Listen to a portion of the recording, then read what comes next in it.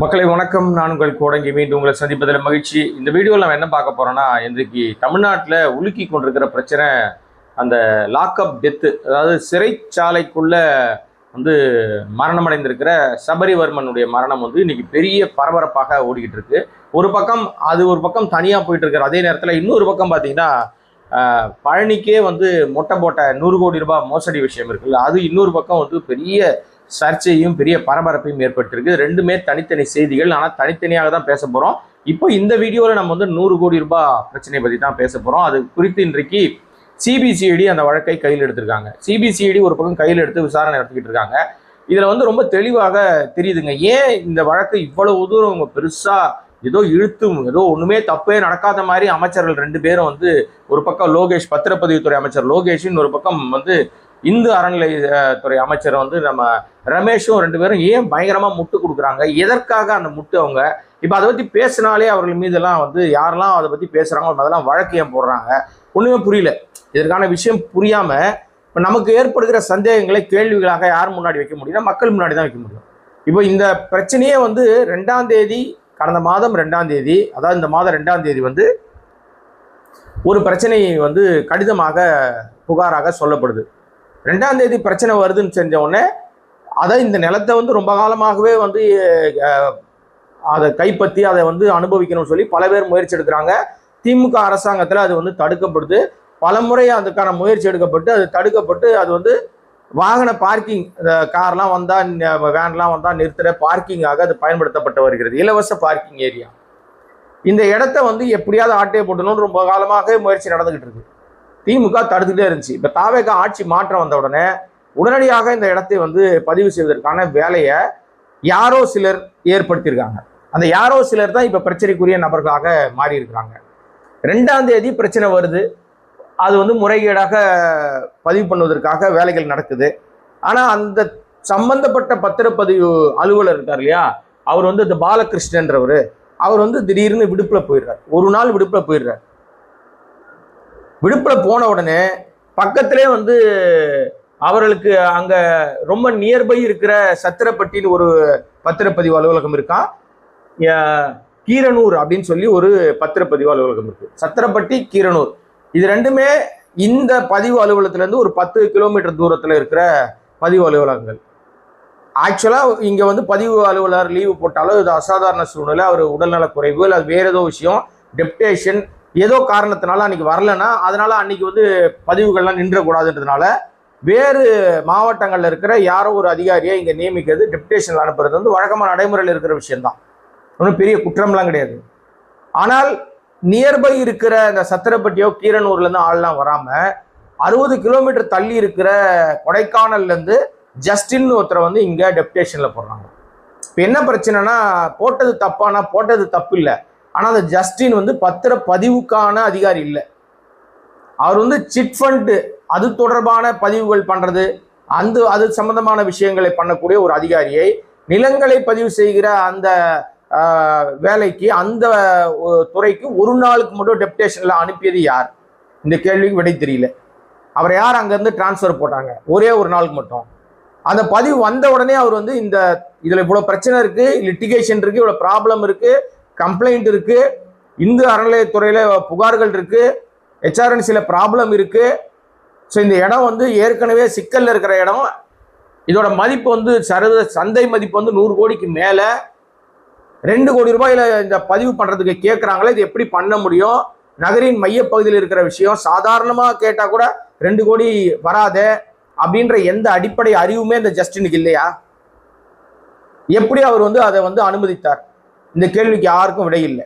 இதை விட கொடூரம் என்னன்னா, அந்த நிலங்களை பதிவு செஞ்சார் இல்லையா ஜஸ்டின், அவசரமாக அதை பதிவு பண்ணிட்டு ஏன் அவர் ஓடி போனார்? ஒரு நாள் பதிவு பண்ணி கொடுத்துட்டு எப்படி அவர் போயிட்டார்? அதுக்கு முன்னாடி இருந்த விஷயங்களை யார் மறைத்தது அப்படின்ற கேள்விகளை இன்றைக்கு திமுகவை சேர்ந்த முன்னாள் எம்எல்ஏ, சட்டத்துறையை சேர்ந்த பரந்தாமன் எழுப்பியிருக்கார். அவர் என்ன சொல்றாருன்னா, நம்ம அமைச்சர்கள் லோகேஷும் ரமேஷ் 2 பேருமே திருட்டை மறைக்க பாக்குறாங்க. யாரோ பினாமி இருக்காங்க, பினாமிக்காக இந்த நிலங்கள் பதிவு செய்யப்பட்டிருக்கு, அந்த பினாமி யார் அப்படின்ற கேள்வியை வந்து கேட்குறாங்க. என்ன பிரச்சனை அப்படின்னா, அந்த வாங்கியிருக்கிற சேதுபதி வெள்ளதுரை, ஒரு புகைப்படம் ஒன்று போடுறேன், அது வந்து ஒரு பத்திரிகையாளர் அந்த புகைப்படத்தை வந்து அவருடைய எக்ஸ்தல பக்கத்தில் போட்டிருந்தார். இவர் தான் அந்த இருவரில் ஒருவர், 2 கோடி ரூபாய்க்கு இடத்தை வாங்கிய நபர் இவர் தான். அந்த இடத்திலேயே நின்று அவரை போட்டோ எடுத்து அதை ஆவணமாக அதுக்குள்ள சப்மிட் பண்ணி அதன் பேர்ல பதிவுகள் நடைபெற்றிருக்கிறதா சொல்லப்படுது. ஸோ இப்போ இவரை பார்க்கிற நமக்கு இவரால் நிச்சயமாக 2 கோடியை பிரட்டி வாங்கக்கூடிய அளவுக்கு இவர் நிச்சயமாக வசதி படைத்தவராக இருக்க சாத்தியக்கூறுகள் குறைவு. அப்ப அந்த சேதுபதி வெள்ளதுரை என்பவர் யார்? ஏன் இவங்களை இதுவரைக்கும் காவல்துறையோ சம்பந்தப்பட்டு கம்ப்ளைண்ட் ஆகி போச்சு, புகார் ஆயிடுச்சு. அப்ப ஒரு கோயில் நிலத்தை ஆட்டையை போட போறாங்கன்னா உடனே அவங்களை கைது பண்ணணும் இல்லையா? அரெஸ்ட் பண்ணணுமா வேணாம்? இப்ப அந்த ஜஸ்டின் என்பவர் முன்ஜாமீன் கேட்டு மனு தாக்கல் பண்ணியிருக்காரு. ஏன் அவர் முன்ஜாமீன் கேட்கிறாரு? அப்ப தவறு செய்திருக்கிறோம் என்பது அவருக்கு தெரியுது, தவறு செய்ய துணை போயிருக்கிறோம் என்பது தெரியுது. அவர் எவ்வளவு பணம் வாங்கினாரு? இதற்கு லஞ்சம் வாங்கினாரா அல்லது அதிகாரத்துக்கு அழுத்தத்துக்கு பயந்துகிட்டு அதை வந்து பண்ணி கொடுத்தாரா? இப்ப மாட்டிக்கிட்டது அவரும் தானே சேர்ந்து மாட்டிக்கிட்டாரு. இப்ப ரமேஷ் அவர் வந்து என் சொந்தக்காரன் கிடையாது, அவன் யாருமே இது மாதிரி அவதூறு பரப்புனா வழக்கு போடுவேன்னு சில பேர் மேல வழக்கு பதியப்பட்டிருக்கு. எந்த அடிப்படையில வழக்கு பதிகிறாங்க? அவதூறுனா என்னது? இப்படி சொல்றதெல்லாம் அவதூறா? சந்தேகத்தை எழுப்பினா அதுக்கு பேர் அவதூறா? அப்ப நீங்க நல்லா வசமா மாட்டிருக்கீங்கன்னு தெரிஞ்ச பிறகு பழிய தூக்கி யார் மேலேயாவது போட்டுவிட்டு தப்பிக்கலாம்னு நினைக்கிறது இது என்ன மாதிரியான மனநிலை? அந்த சேதுபதி என்பவர் யார்? வெள்ளதுரை என்பவர் யார்? இவங்க 2 பேருக்கு இடையில என்ன தொடர்பு? இவங்க எப்படி ஒரு அரசாங்கத்துக்கு சொந்தமான கோயிலுக்கு சொந்தமான நிலத்தை 100 கோடி மதிப்புள்ள நிலத்தை 2 கோடி எப்படி வாங்க முடியும்? சிபிசிஐடி இந்த வழக்கை கையில் எடுத்திருக்காங்க. எனக்கெல்லாம் எழும்புகிற ஒரே கேள்வி, சாதாரணமா ஒரு நிலத்தை ஆட்டையை போட்டா உடனே போய் அவனை தூக்கிட்டு வந்து கொத்தா தூக்கிட்டு வந்து இவன் தான் அந்த நிலத்தை மோசடி பண்ணவன்னு செய்தி வெளியிடுகிற காவல்துறை, சிபிசிஐடி, இவ்வளவு பெரிய பிரச்சனை, ஆட்சிக்கே அசிங்கத்தை ஏற்படுத்தக்கூடிய ஊழலின் ஊற்றுக்கண்ணாக முதல் ஊழல் வெளிவந்த மிகப்பெரிய ஊழல். முதல் ஊழல் எதுனா இது கிடையாது, வக்கீல்களை நியமித்த ஊழல். 3 லட்சத்துல 30 லட்சம்னு 130 கோடி ரூபாய் ஆட்டையை போட்டது அந்த பிரச்சனை தான். அதுவும் அவங்களுடைய கட்சிக்காரங்களே கோர்ட்ல கேஸ் போட்டது இல்லையா? அதுதான் முதல் ஊழல். தாவேக அரசாங்கம் சப்பு விஜயனுடைய முதலமைச்சருடைய ஆட்சியினுடைய முதல் ஊழல். அந்த சின்ன சின்ன ஊழல் நடக்குது, இது மெகா பெரிய ஊழல்ன்றது இதுதான். இப்போ அதுக்கு இடையிலேயே தெரிஞ்சது, தெரியாம நிறைய நடக்கும். கனிம வள கொள்ளை இப்போ தொடர்ந்து நடந்துகிட்டு இருக்குன்றாங்க. எல்லா இடங்களிலும் மூடப்பட்ட குவாரிகள்லாம் திறந்துட்டாங்கன்றாங்க. மூடப்பட்டதே காசு வாங்குறது, கட்டிங் வாங்குறதுக்காக தான் மூடப்பட்ட மாதிரி ட்ரோன்லாம் விட்டாரு கேடி பிரபு அந்த அமைச்சர். அப்புறம் கடைசியில் இப்போ அந்த அமைச்சர் எங்க இருக்காருன்னே தெரியல. இப்ப ரீல்ஸையும் காண அமைச்சரையும் காணுன்றாங்க. ஸோ இது ஒரு பக்கம் தனி ட்ராக்கா போயிட்டு இருக்கும்போது மிகப்பெரிய அறியப்பட்ட ஊழலாக இந்த 100 கோடி ரூபாய் மதிப்புடைய ஊழல் வந்து பிரதானமாக பேசப்படுது. அப்போ இந்த இடத்துல வந்து அவர்கள் வந்து இதுவரைக்கும் எதுவுமே யாரையுமே காட்டாம எப்படி அவர்கள் இப்போ வரைக்கும் காவல்துறை வந்து வேடிக்கை பார்க்க முடியும்? அந்த சேதுபதி ஏன் கைது பண்ணல? அரசு நிலத்தை ஏமாத்திட்டாங்கன்னு தெரிஞ்சு போச்சு, பட்டவர்த்தனமா தெரிஞ்சிருச்சு. ஏன்னா நீங்க வந்து அது ஈஸியிலேயே வந்துருச்சுங்க. நீங்க ஒரு இடத்த இப்போ அந்த இடத்துக்கு சொந்தக்காரர் வந்து அந்த வெள்ளத்துறையும் அந்த இவரும் தான், அந்த யாரோ அந்த சேதுபதி வெள்ளத்துறை, இந்த 2 பேரும் தான் அந்த இடத்துக்கு சொந்தக்காரங்க. ஈஸியில இருக்கு அரசாங்க ஆவணங்கள்ல அந்த இடத்தினுடைய 1 ஏக்கர் 40 சென்ட் இடத்துக்கூடிய உரிமையாளர்களாக இந்த 2 பேரும் வந்துட்டாங்க. இப்ப இவ்வளவு பிரச்சனை இருக்கும்போது எவ்வளவு அவசர கதியில் ஈஸியில ஏத்துறாங்க பாருங்க.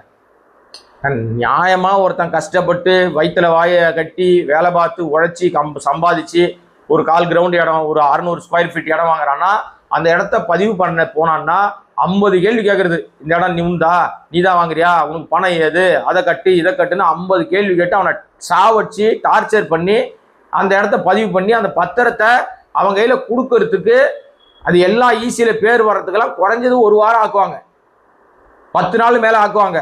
அந்த பதிவு பண்ணப்பட்ட அந்த பத்திர காப்பியை நாம திரும்பி பெறுவதற்கு 15 நாட்களுக்கு மேல ஆகும். இப்ப போட்டோ ஒட்டி தான் எல்லாமே நடக்குது. இவ்வளோ பஞ்சாயத்துகளை பண்ணக்கூடிய பதிவுத்துறை இவ்வளவு பிரச்சனையில் இருக்கிற 100 ஏக்கர் 100 கோடி மதிப்புடைய இந்த இடத்த மட்டும் அவசர கதியில கடன்னு பண்ணிட்டீங்களே. பண்ண உடனே அடுத்தே வந்து நீங்க அதை பேரையும் ஈசியில் ஏற்றிட்டீங்களே, என்ன வேகமாக வேலை செஞ்சுருக்கீங்க, இதுக்கு பின்னாடி யார் இருக்கா? இடத்தை பதிவு செய்ததில் இப்போ அமைச்சர் ரமேஷ்க்கு தொடர்பில்லை, ஓகே நம்புகிறோம், அவர் தொடர்பில்லை. அமைச்சர் லோகேஷ், பத்திரப்பதிவுத்துறை அமைச்சர் லோகேஷ், அவருக்கும் தொடர்பில்லை, நம்புகிறோம், ஓகே. உங்கள் 2 பேருக்கு தொடர்பு இல்லைல்ல, நீங்கள் அமைச்சர்கள் தானே, உடனடியாக உத்தரவு போட வேண்டியது தானே. அந்த பதிவு செய்த நபர்கள் கைது செய்யப்படணும்னு சொல்றதுக்கு என்ன பிரச்சனை? கைது பண்ண வேண்டியதானே.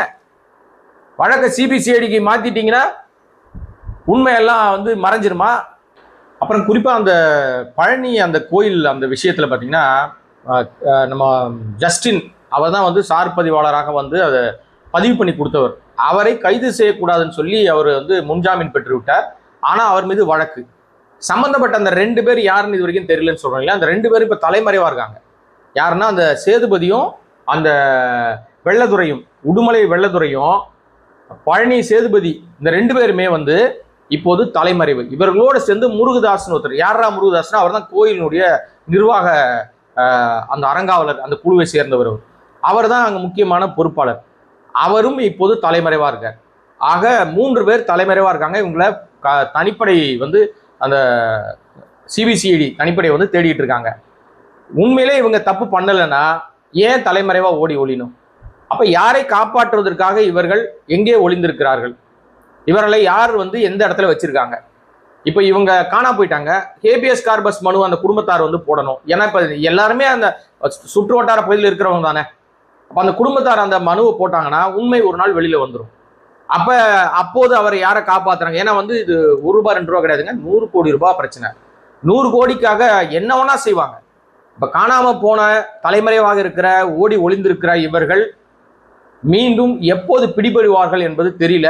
யார் பாதுகாப்புல, யாருடைய தயவுல, யார் ஆதரவுல, தமிழ்நாட்டில் இருக்காங்களா இல்ல வேறு மாநிலத்துக்கு ஓடி போயிட்டாங்களா அப்படின்றதும் தெரியல. தனிப்படை மிக தீவிரமாக சிபிசிஐடி அவங்கள வலை வீசி தேடிட்டு இருக்காங்க. இவர்களெல்லாம் பிடிபட்டால்தான் உண்மையான நிலவரம் தெரியும்னு இந்த வழக்கை கொஞ்ச நாளைக்கு அப்படியே ப்ரொலாங் பண்ணி தள்ளிட்டே போவாங்க. உண்மை என்னன்றது தெரியல. யாரை காப்பாத்துறதுக்காக இந்த வேலையெல்லாம் செய்யறாங்க? இது பினாமிக்காக பெறப்பட்டிருக்கிற புகார். பினாமி யாரோ இருக்கிறார்கள், அவர்களுக்கு அடிப்படையில தான் இவர்கள் 2 கோடி ரூபாய் அளவுக்கு ஒர்த்தில்லாத ஆட்கள் அப்படின்னு பரந்தாமன், முன்னாள் எம்எல்ஏ பரந்தாமன், திமுகவை சேர்ந்தவர், பகிரங்கமாக டூப் முதலமைச்சர்னு சொல்லி குற்றச்சாட்டை வச்சிருக்கார். நம்ம முதலமைச்சர் இருக்கார் இல்லையா, சோ சப்பு விஜய் இருக்கார் இல்லையா, அவரை தான் டூப் முதலமைச்சர்னு சொல்றாரு. டூப் முதலமைச்சருக்கு உண்மை தெரிய வாய்ப்பு இல்லை, அவருக்கு எதுவுமே தெரியாதுங்க, அவர் சும்மா உட்கார்ந்துட்டு இருக்காருங்க.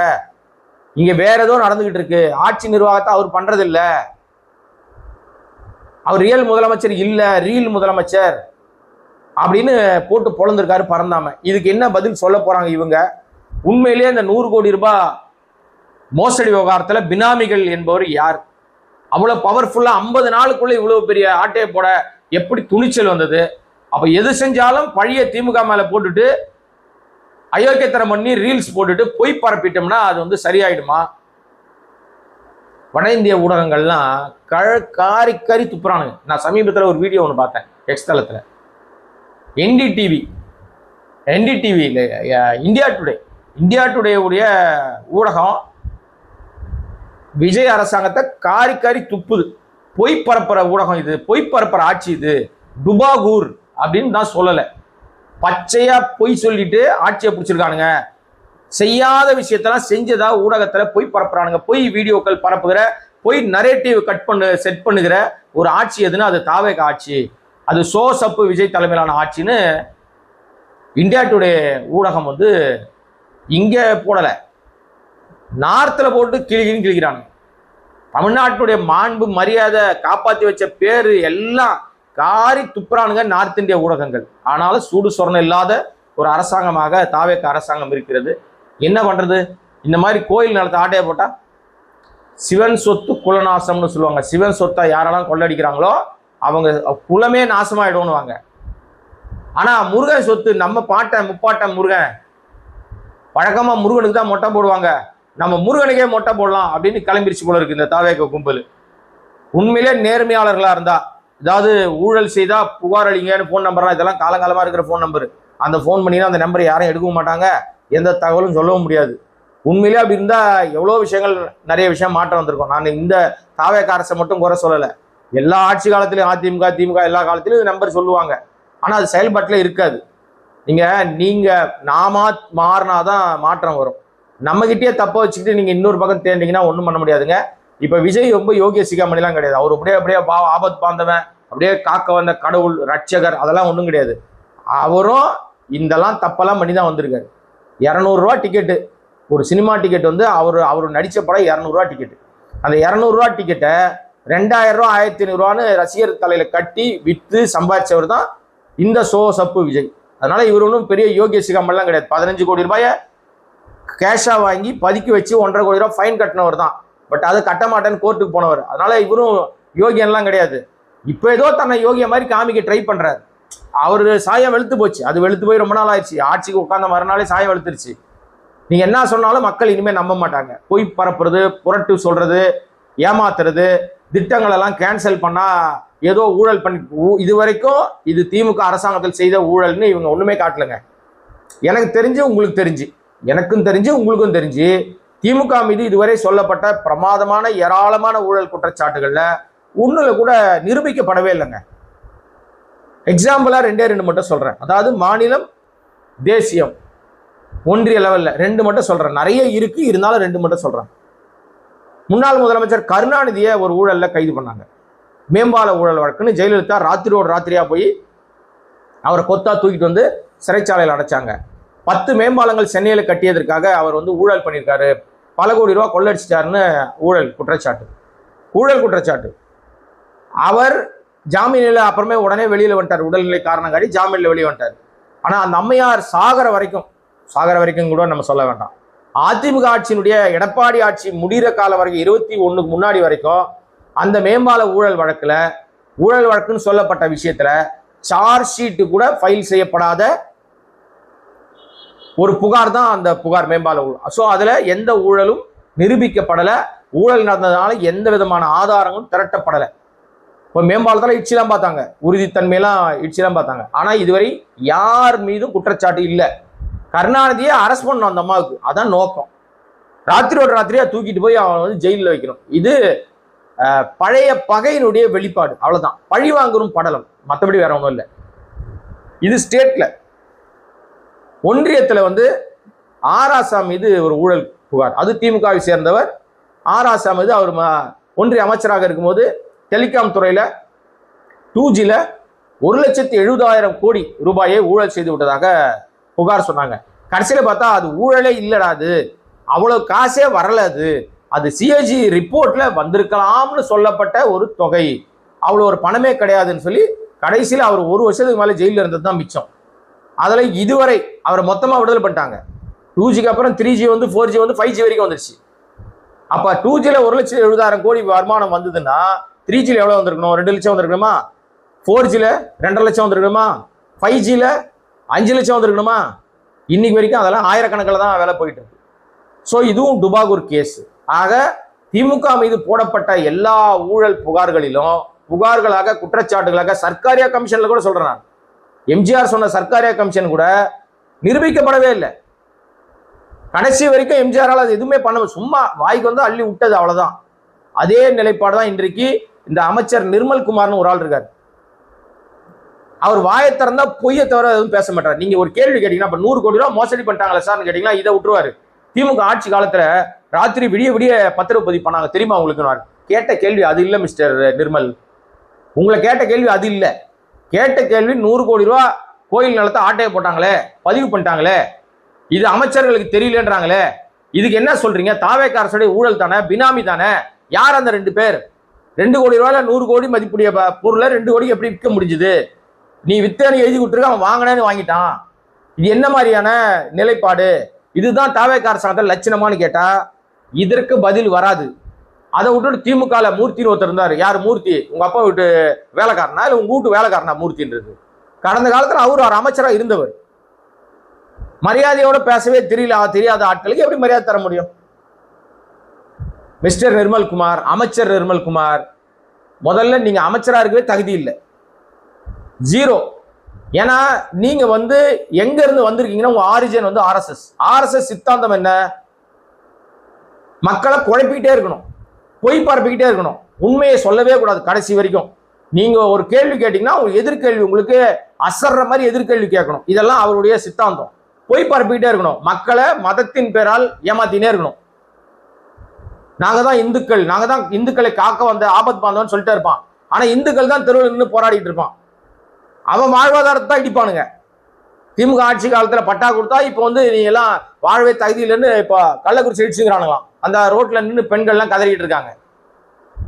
இதுக்கெல்லாம் பதில் சொல்ல துப்பு கிடையாது எந்த அமைச்சருக்கும். மாற்றம் ஓட்டு போட்டவங்களா இப்ப வந்து நாற்றமாய் ஐயோ நாறுதேன்றாங்க. நாற்றம் ஓடிக்கிட்டு இருக்கானுங்க.